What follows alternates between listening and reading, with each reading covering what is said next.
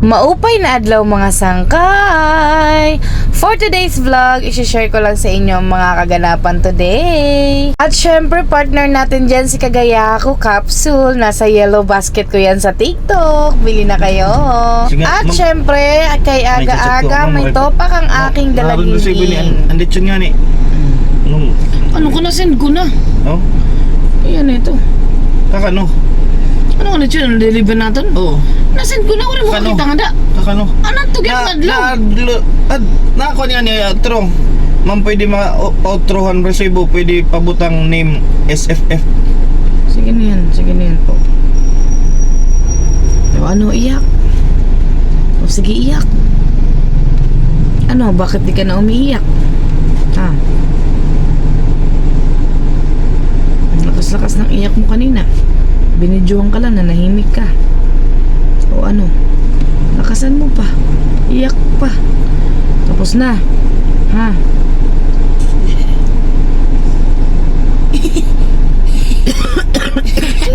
Oh. Tapos na. Tapos ka na mag-tantrums. Pakaiyakin mo.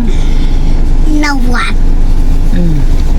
At wala naman masyadong kaganapan mga sangkay, kaya fast forward tayo agad dito sa asawa ko nagte-treadmill din. Pagising ko nga nitong araw na ito, nakapagluto na agad yung asawa ko at nag-deliver na lang talaga kami.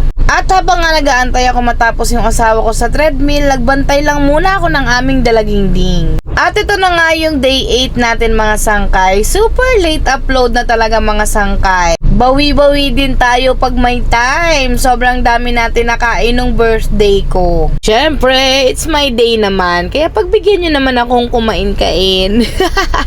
For today's vlog nga, binawi ko nga ang aking kinain. Ha? Exercise mo na si mama. Alam mo talaga nakaharap ka sa camera, ha? Talaga, ha? Ha? Talaga naman? Talaga naman, kailangan nakatabing ang leeg. Pag nakaharap sa camera. Wait lang, exercise pa si mama. Ha? Yay? Bebe. Kakatapos mo lang dumedi, ha? Wait lang. Yung plano ko sanang mag 1 hour, mag treadmill. Kaso naman may batang maliit dito. Nakaka 20 minutes pa lang ako. Talagang nag-aalboroto na. At hindi talaga ako nagpatinag anak. Pasensya ka na talaga dahil ang dami kong kailangang ibawi. At isa nga rin yan sa mga dahilan mga sangkay. Kaya ang tagal-tagal kong nahinto talaga sa pag-workout. Tapos palagi pa akong gutom, kaya ayan, bumalik na naman ang dati nating katawan at mas dumoble pa.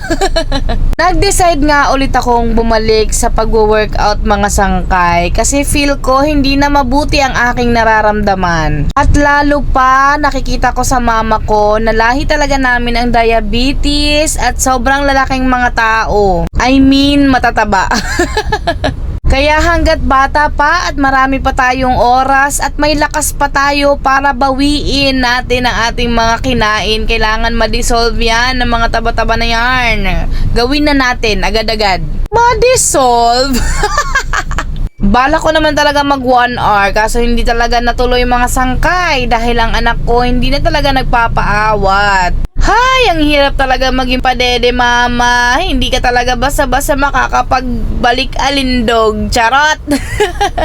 At madaling-madali na nga ako mga sangkay sa pagbablog dahil yung anak ko nandito lang sa gilid. Talagang hindi na talaga siya magpapaawat. Ngayon nyo sabihin sa akin na puro excuses lang ako mga sangkay. Nakikita nyo ba yung bata na yan? Sobrang talagang ayaw niya na magpapigil.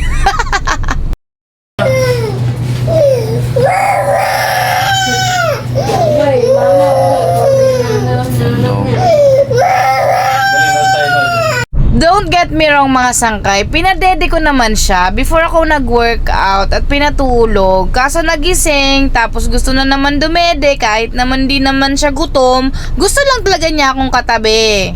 Sabi ko nga sa asawa ko, ipasok niya na muna, tatapusin ko na tong finale. At habang ang papatapos na ako mga sangkay, hindi pa rin talaga tumitigil yung anak ko sa pag-iyak dyan. Kaya ayan, madaling-madali na talaga ako. At ito na nga ang pinaka-dinner ko mga sangkay. 2 itlog na nilaga ng 5 minutes. Ang sarap-sarap. Medyo malasado siya kaya nagustuhan ko ang kanyang lasa. O siya.